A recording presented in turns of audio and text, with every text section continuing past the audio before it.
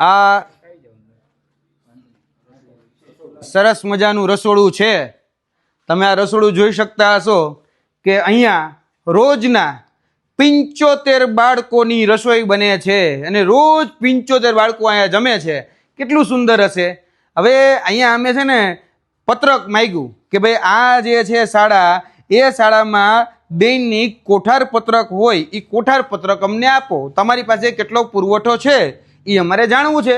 બરાબર ને રાજુભાઈ? પણ હજી સુધી આપણને કોઠાર પત્રક મળ્યું નથી. અને આ કોઠાર પત્રક ક્યાં છે? તો કે ગાય ખાઈ ગઈ છે, અમદાવાદ વાળા લઈ ગયા છે. હવે આ કોઠાર પત્રક મળે તો અમને ખબર પડે કે આ કોઠારની અંદર સામાન કેટલો છે, કારણ કે દૈનિક રીતે કોઠાર પત્રક સાચવવું પડે. પણ આ કોઠાર દેખાય છે, પણ કોઠારની અંદર રહેલો સામાન ક્યાંથી આવે છે, કેટલો વપરાય છે, શું છે શું નહીં, એ તો આમાં જ ખબર પડે. પણ કોઠાર પત્રક નથી, પણ બાળકો છે. હું હજી સ્પષ્ટતા કરી દઉં, 75 અદ્રશ્ય બાળકો અહીંયા છે જેને આ પૃથ્વી ઉપર જન્મ નથી લીધો.